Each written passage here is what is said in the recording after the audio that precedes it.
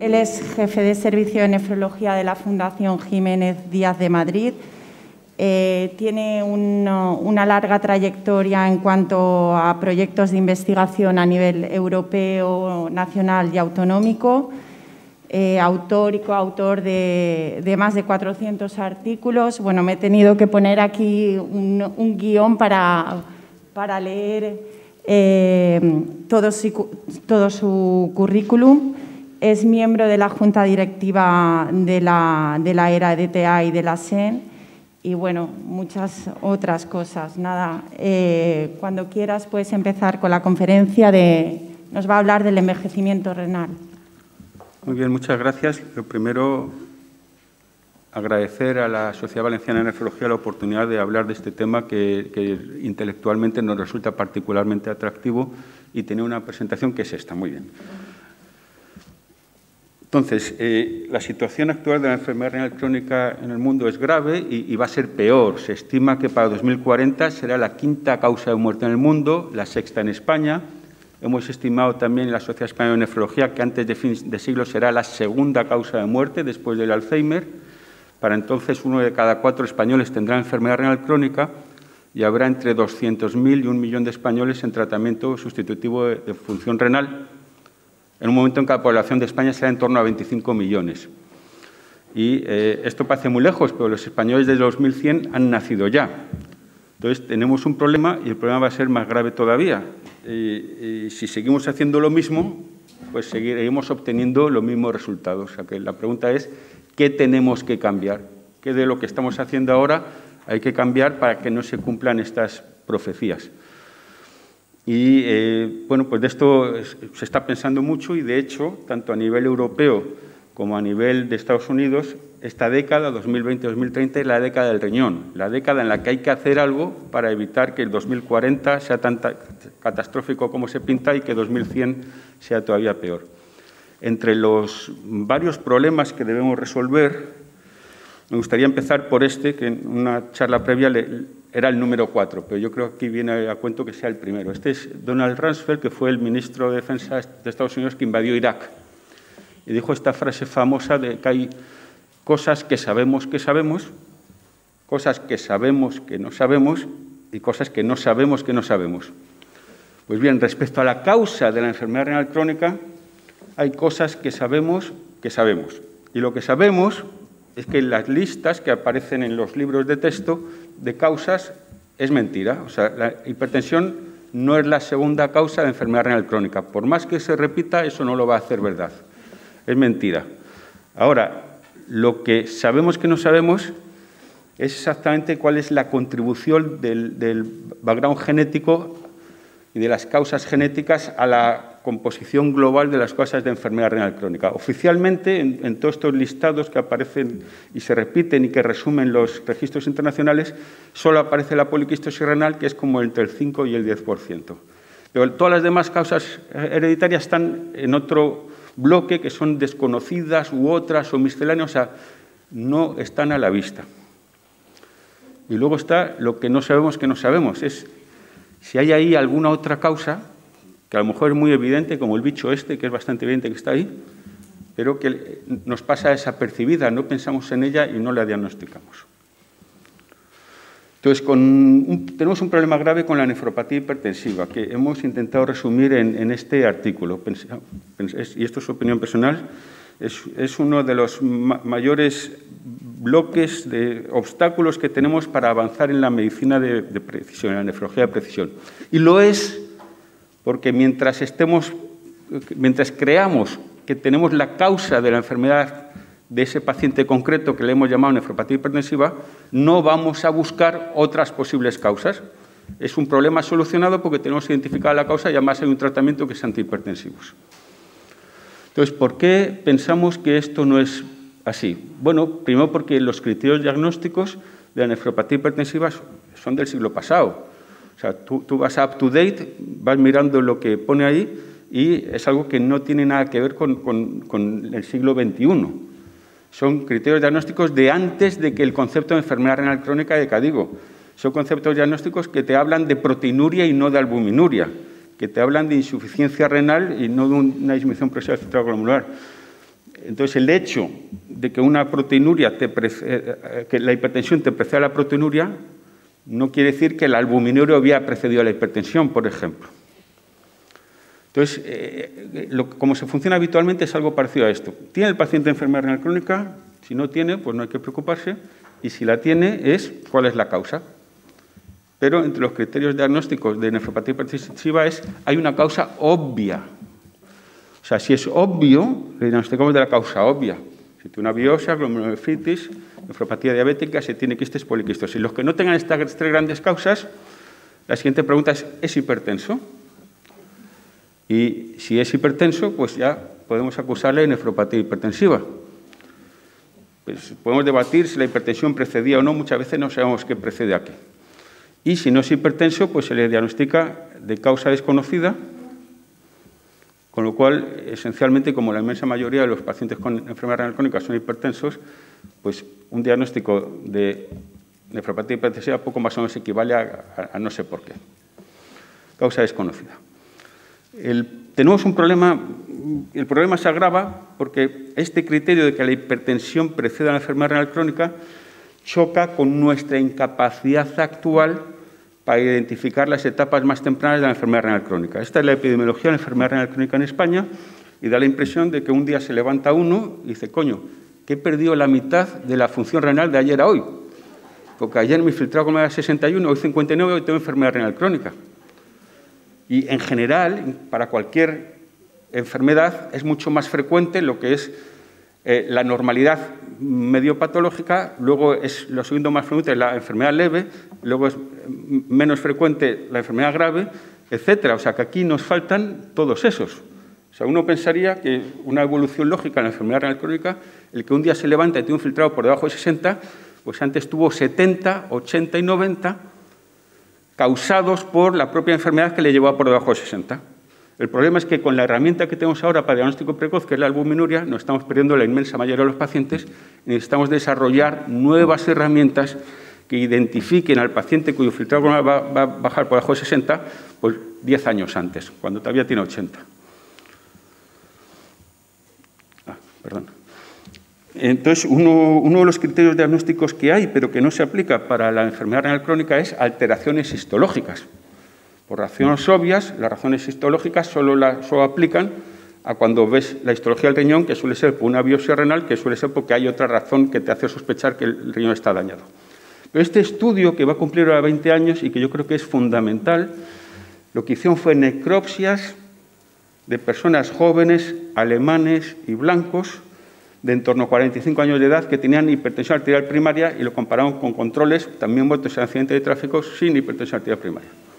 Los hipertensos primarios, entre comillas, tenían la mitad de glomérulos, tenían la mitad de masa nefronal que los controles. No solo eso, sino que los glomérulos tenían el doble de tamaño. O sea que esto lo que tenían era una pérdida de masa renal con hipertrofia compensadora de los glomérulos restantes, o sea que cumplirían el criterio CADIGO 2012, enfermedad renal crónica en base a alteraciones histológicas. Estos son los que se llama hipertensión arterial primaria. Es que ni siquiera hemos llegado a la nefropatía hipertensiva. Es que a lo mejor muchos hipertensos primarios tienen un problema renal, que no tenemos las herramientas diagnósticas en este momento para diagnosticarlo. La segunda razón por la que pensamos que la nefropatía hipertensiva no es una causa frecuente de enfermedad renal crónica es esta. Estos son los países de la EDTA, de la era EDTA, donde hay información de la frecuencia de nefropatía hipertensiva y también hemos encontrado información de la carga de enfermedad de hipertensión. En el eje horizontal está la carga de enfermedad de hipertensión de dos fuentes diferentes y en el eje vertical la frecuencia de nefropatía hipertensiva. La relación es inversa. En los países que tienen más carga de hipertensión tienen menos nefropatía hipertensiva, con lo cual eso no apoya que la hipertensión sea realmente la causa de esa nefropatía hipertensiva. Y luego, en el país que tiene más alta prevalencia de nefropatía hipertensiva, que es Estados Unidos, sabemos ahora que la inmensa mayoría de esos pacientes no tienen nefropatía hipertensiva, lo que tienen es una nefropatía familiar, una nefropatía de causa genética. Esta es la epidemiología de la nefropatía hipertensiva en Estados Unidos. Las dos líneas de arriba son afroamericanos a dos edades diferentes y en las dos líneas de abajo son los blancos. Entonces, en Estados Unidos la nefropatía hipertensiva es algo de los afroamericanos. Y cuando se ha tirado el hilo, resulta que tienen unas mutaciones, variantes génicas, con un gen que se llama ApoL1, que origina una respuesta patológica a diversos estreses del riñón. Por ejemplo, si el paciente se infecta con HIV, da lugar a una glomerulosclerosis colapsante, que es lo que llamamos nefropatía por HIV, y que resulta que no es puramente una nefropatía por HIV. Resulta de la interacción del ambiente, o sea, una infección por HIV, con una predisposición genética a la nefropatía, que es la variante génica de ApoL1. Entonces, estas variantes génicas están tan extendidas en la población afroamericana porque en África protegen de la trypanosomiasis brucei, de la enfermedad del sueño. Esta es la distribución de la trypanosomiasis brucei, que corresponde más o menos a la distribución de estas variantes de ApoL1 que protegen de ella, y esta es la distribución de los afroamericanos, de dónde han salido los afroamericanos ahora mismo en Estados Unidos. Por eso está tan extendido. O sea que la enfermedad genética es el elefante en la habitación y el ejemplo más claro es las variantes de ApoL1, que ya se reconocen con una nefropatía familiar, que se están desarrollando tratamientos específicos para la nefropatía por ApoL1 y eso poco a poco va a ir arrinconando el concepto de nefropatía hipertensiva, pero pueden pasar décadas hasta que ocurra. Por ejemplo, la infección por COVID puede dar lugar a una nefropatía colapsante en la gente que tiene las mutaciones de riesgo de ApoL1. Entonces, tenemos la serpiente que se muerde la cola. O sea, si la nefropatía hipertensiva es la causa más frecuente de enfermedad renal crónica en los no diabéticos y tengo aquí paciente enfrente de mí que no sé muy bien cuál es la causa y tiene hipertensión y con eso basta para diagnosticar la nefropatía hipertensiva, pues ¿qué va a ser? Si tiene hipertensión y enfermedad renal crónica será la causa más frecuente después de la diabetes, de enfermedad renal crónica, que es la nefropatía hipertensiva, y entonces hago ese diagnóstico y entonces se confirma, es una profecía autocumplida, sigue siendo una de las causas más frecuentes de enfermedad renal crónica. Y este círculo vicioso es lo que tenemos que romper. Entonces ya hemos hablado de las nefropatías de causa genética y pensamos que están infradiagnosticadas. Este artículo que escribimos con Roser Torra, mostramos aquí las causas oficiales de enfermedad renal crónica, a la izquierda en Europa, a la derecha en Estados Unidos. En Europa lo más frecuente, desconocida o una miscelánea de cosas. La segunda más frecuente en rosa, la nefropatía hipertensiva. En Estados Unidos la segunda más frecuente es la nefropatía hipertensiva. O sea, esto es lo oficial. Ahora, el ejercicio que hicimos, mirad dónde están las familiares, ¿no? La poliquistosis renal es la única, solo se lista una nefropatía familiar. La glomerulonephritis están todas juntas, pero nefropatías familiares solo se lista una y todas las demás están por ahí desaparecidas en miscelánea, etc.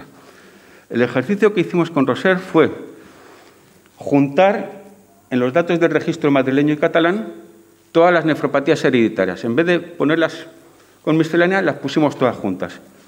Y el resultado fue que en Madrid son prácticamente la segunda, bueno, oficialmente la cuarta causa de enfermedad renal crónica, pero la frecuencia es casi la misma que vasculares y glomerulares. Y en Cataluña son la tercera causa de enfermedad renal crónica después de la diabetes y vascular. O sea, las nefropatías familiares son más frecuentes que las glomerulopatías como causa de enfermedad renal crónica. Ahora estamos mirando con detalle el registro de la DTA haciendo el mismo ejercicio. La causa más frecuente de estar en diálisis o trasplantado, o sea, de pacientes prevalentes, son las nefropatías familiares en Europa ahora mismo. Y sin embargo, como eso no lo sabemos, no pensamos en ellas. Esta diapositiva ilustra el concepto del punto ciego que tenemos en el diagnóstico de la enfermedad renal crónica. Este paciente que nace con una enfermedad renal crónica se tarda 30 años en diagnosticarle cuando el filtrado glomerular baja de 60 o la albuminuria sube de 30. Y en algunas nefropatías tenemos una herramienta que permite diagnosticar en esa etapa ciega, en otras no, como es el caso de la poliquistosis con la ecografía. Pues bien, ¿en qué se diferencia la poliquistosis de otras nefropatías familiares? Pues que la poliquistosis tenemos un test diagnóstico fácilmente accesible, que es la ecografía, y que no es el estudio del DNA. Como en las otras nefropatías familiares tenemos que estudiar el DNA y no lo estudiamos, Pues no las diagnosticamos. Estamos diagnosticando de cualquier otra cosa. Entonces, para diagnosticar una glomerulopatía necesitas una biopsia. Y para diagnosticar una nefropatía familiar necesitas un test genético. Y el acceso al análisis del DNA se debería ofrecer a todo paciente que no tenemos clara la causa. Y solo tenemos clara la causa pues, en la poliquistosis y cuando tenemos una biopsia. Y fuera de eso, no, porque el tener diabetes no te protege de tener una nefropatía familiar. En Francia, en estos momentos, todo paciente menor de 45 años con una enfermedad renal crónica tiene derecho a hacerse un estudio genético y no hacen preguntas. No, pero entonces tiene antecedentes familiares. Bueno, si no tiene antecedentes familiares, pues no será. Pues es que a lo mejor sí es. Es que los familiares pueden no haber sido diagnosticados, el paciente puede no tener ni idea de lo que le pasa a los familiares, etcétera, etcétera, etcétera. O sea que sin preguntas, menos de 45 años, si no tienes claro, pues igual que pido una ecografía, igual que pido eventualmente una biopsia, pues pido un test genético y me lo hacen sin discusiones. De hecho, está centralizado a nivel de todo el Estado francés. ¿Y qué es lo que pasa cuando haces test genéticos sin restricciones? Pues en esta publicación en New England de hace relativamente poco, encontraron prácticamente tantos pacientes con enfermedad de Alport como poliquísticos. O sea que la enfermedad de Alport autosómica dominante, y esto Roser Torra lo está difundiendo en España, puede ser tan frecuente como la poliquistosis. Y solo eso, y sin ninguna otra nefropatía familiar, prácticamente duplicaría el número de pacientes por nefropatías familiares como causa de diálisis. ¿De qué estaban diagnosticados los pacientes con Alport? Pues de enfermedades congénitas o quísticas, de nefropatías glomerulares, de nefropatías hipertensivas, o no sé exactamente qué es lo que tiene este paciente. Y en ese sentido, pues el espectro fenotípico de las nefropatías familiares es más amplio de lo que pensábamos. O sea, si aplicamos solo los criterios de los libros para diagnosticar nefropatías familiares, se nos van a escapar muchas. Hay Alport por ahí que están diagnosticados de glomerulosclerosis focal y segmentaria, porque es lo que se vio en la biopsia y porque pueden tener o pueden no tener microhematuria. El diagnóstico genético está aquí para quedarse y cada vez lo vamos a usar más. Esto es enero de este año, New England Journal of Medicine, secuenciación del genoma entero ultra rápido para hacer diagnósticos en la unidad de cuidados intensivos. En la unidad de cuidados intensivos. Fueron capaces de tener un diagnóstico en 7 horas, con un método ultra rápido de secuenciar el DNA, con un algoritmo bioinformático que los 4 millones de variantes génicas, que al secuenciar todo el DNA encontraron 4 millones de variantes génicas por paciente, un algoritmo bioinformático le redujo esos 4 millones a 20 y tantos genes que podían explicar su variación genética, la causa de la enfermedad. Y eso se revisó manualmente y en 4 o 5 pacientes llegaron a un diagnóstico que cambió el tratamiento en la UCI. Entonces, hemos hablado de secuenciación genética. Y es que los genes codificantes suponen como el 2% del DNA. El exoma supone como el 2% del DNA. El resto, el 98%, se tiene muy poca idea de cuál es su relación con la enfermedad. Pero están apareciendo artículos, 10 de marzo de 2022, Nature Genetics, revistas top, donde parte de la heredabilidad desaparecida, entre comillas, podría estar la explicación en la secuenciación genómica. O sea, secuencias que son reguladoras pueden hacer que no se exprese el colágeno 4, no porque esté mutado el colágeno 4, no, porque está mutado la zona donde se tiene que unir el factor de transcripción que hace que el colágeno 4 se exprese, etcétera, etcétera, etcétera. Entonces, clásicamente, la nefropatía familiar, tú sospechas, decía, creo que tiene Alport. Secuéncienme, por favor, el gen del colágeno 4. Como se ha visto que el espectro fenotípico es mayor y los clínicos no tenemos esa precisión, pues hay paneles de genes. Dice, pues si tiene algo que puede ser glomerular, le voy a secuenciar 40 genes cuyas mutaciones pueden dar lugar a una nefropatía glomerular. Pero aún así nos podemos estar quedando cortos, con lo cual en muchos sitios ya lo que se hace es se secuencia el exoma, o sea, la parte codificante. En estos sitios lo que suele hacer es se secuencia el exoma clínico. O sea, 6.000 genes que se sabe que pueden dar lugar a enfermedades, pero luego solo se miran los asociados a nefropatías. Hay mucha información que en estos momentos se está perdiendo. El siguiente paso es secuenciar todo el genoma. O sea, 50 veces más material genético y secuencias el exoma. Y ahí está apareciendo información adicional y en este momento es la frontera del conocimiento. El secuenciar todo el exoma permite hacer scores de riesgo poligénicos. O sea, por ejemplo, si comparamos pacientes con enfermedad renal crónica con pacientes sin enfermedad renal crónica, se están apareciendo variantes génicas de múltiples genes, de decenas o centenares de genes, que interaccionando entre ellos determinan que tengas más o menos riesgo de que te ocurran cosas. Y esto es Wikipedia, pero ya veis de entrada el interés que tiene para nosotros. O sea, dependiendo de tu background genético, no pasa nada hasta aproximadamente los 40 años, pero luego la gente de alto riesgo desarrolla lo que sea y la gente de bajo riesgo no. ¿Qué pasa al par de los 40 años? Que nos hacemos viejos. Nos hacemos viejos y en parte envejecemos por lo que hemos heredado de nuestros ancestros. La velocidad a la que envejecemos depende de eso y de la interacción con el ambiente. Entonces, buenas noticias. Nos han concedido un proyecto de la Iniciativa Española de Medicina de Precisión, que nos van a financiar la secuenciación genómica del estudio Nefrona. José Valdivieso estará contactando con vosotros para hacer un seguimiento a 10 años del estudio Nefrona y poder interpretar correctamente los datos de la secuenciación genómica. Y también para reunir una cohorte de en torno a 1.000 personas con enfermedad renal crónica antes de los 45 años y hacerles una secuenciación genómica a ver si identificamos los factores que hacen que sus riñones se pierdan tan rápidamente. Recordar que solo 1 de cada 3 pacientes diabéticos hace nefropatía diabética. ¿Por qué solo 1 de cada 3? La nefropatía IgA, de nuevo, una evolución muy variable. ¿Por qué unos sí y otros no? Pues a lo mejor la respuesta la encontramos aquí. Entonces, bueno, en este momento dice, pero no se iba a hablar de envejecimiento. ¿Qué nos cuenta? Pues volvamos a lo que nos ha traído aquí. Ahora empezamos cuando quedan como menos un minuto. Esta señora es la nuera de la reina de Inglaterra. Esta señora es la nuera de la reina de Inglaterra ahora. Tiene más o menos mi edad y yo sé el aspecto que tienen las mujeres de mi promoción de la Facultad de Medicina. Esta señora parece 20 años mayor. Entonces, no todos envejecemos al mismo ritmo y no todos nuestros órganos envejecen al mismo ritmo. Y el ritmo del envejecimiento de un órgano pues puede depender del background genético y del ambiente. Si eres pelirrojo y tomas el sol, tu piel va a envejecer mucho más rápido que tus riñones y mucho más rápido que si es pelirrojo y no tomas el sol o que si eres moreno y tomas el sol. O sea, esa interacción va a determinar la velocidad de envejecimiento. Entonces, ¿cuál es la propuesta?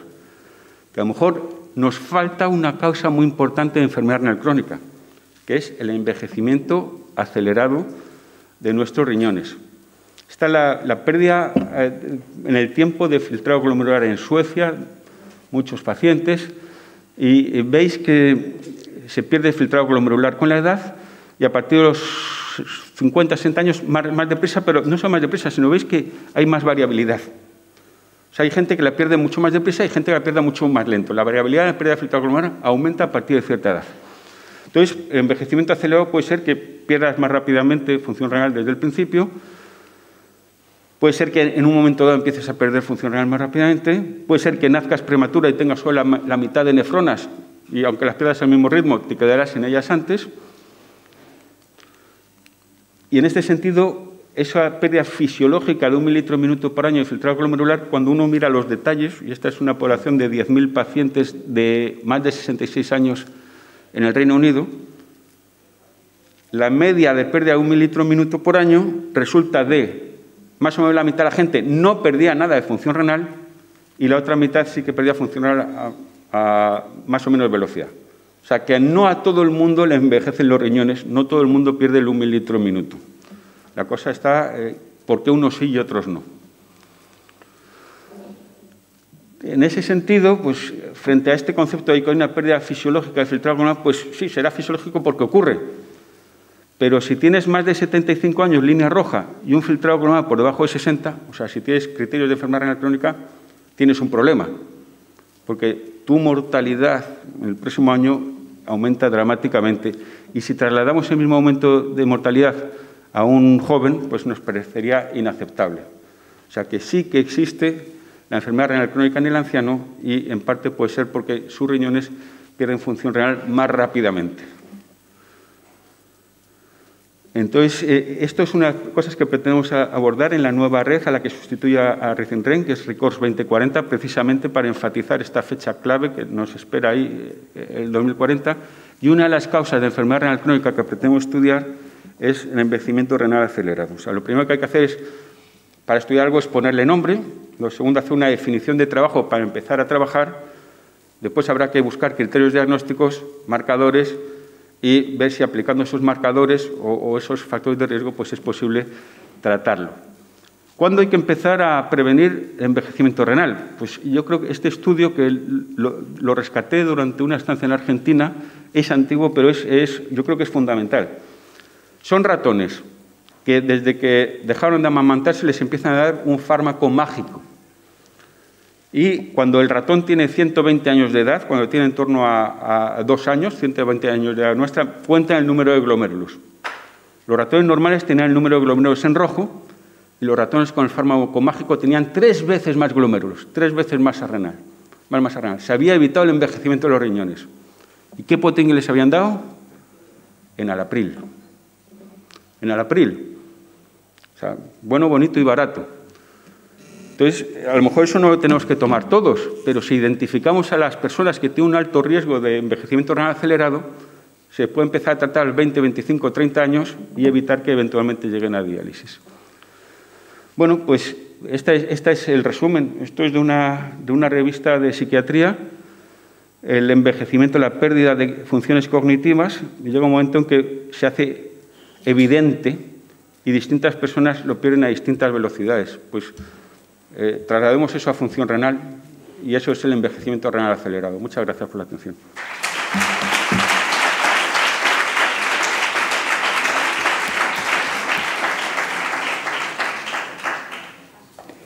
Muchas gracias, Alberto. Excelente exposición. Nada, ¿alguna pregunta en la sala?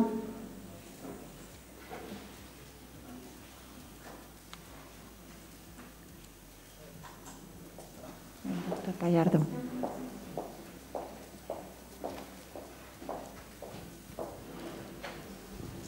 Bueno, Alberto, muchas gracias por la magnífica charla, como siempre, tan sugerente y tan motivadora, ¿no?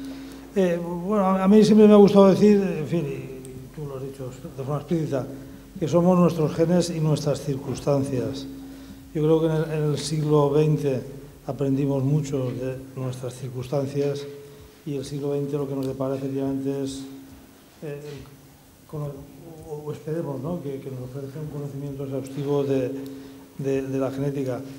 Mientras tanto, está claro que, tenemos que poner el énfasis en tratar las circunstancias que conocemos bien y esperar que la genética y las técnicas genéticas en un futuro pues, nos den alguna opción de cambio. Pero mientras tanto, está claro que tenemos que seguir trabajando, ¿no?, sobre todas estas circunstancias que sabemos que inciden e impactan negativamente en la enfermedad renal. Pero bueno, esto es sugerente y evidentemente un mundo complejo que abre unas expectativas enormes, ¿no?, desde el punto de vista, como tú decías, intelectual, ¿no? A lo mejor en efectos prácticos tenemos que seguir poniendo el énfasis en lo que hemos aprendido en el siglo XX y esperar que el nuevo conocimiento nos dé nuevas soluciones. Muchísimas gracias. Gracias. El doctor Gorriz. Por aquí el doctor Gorriz.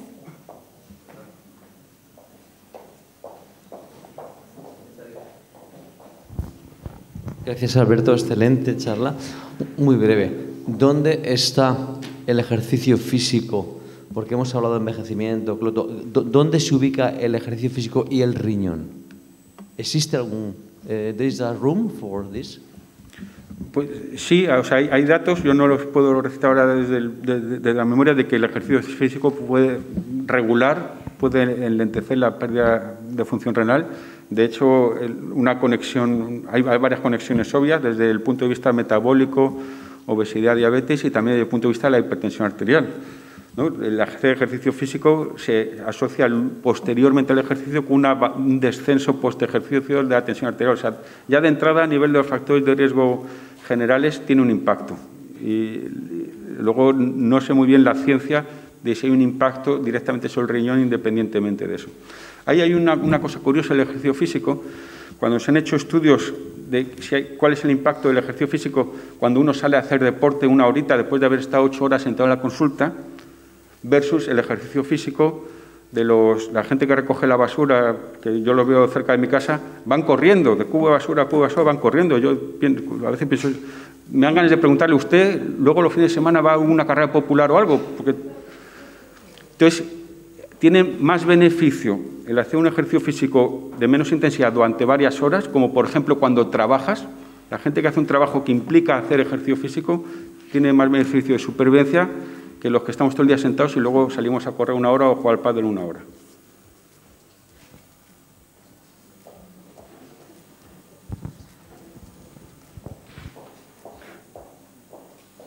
La última.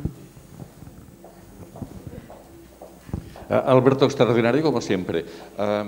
Permíteme hacerte una pregunta quizá un poco extraña, porque cuando has enseñado lo del enalapril en Argentina, precisamente, creo que de allí aprendimos el que habían 2 maniobras que multiplicaban la vida de la rata. Una era la utilización del enalapril y el otro es que pasaran un poco de hambre. La pregunta extraña es, me suena algo en la cabeza y te lo pregunto por simple curiosidad, que en esas ratas tratadas con enalapril las mitocondrias eran más grandes.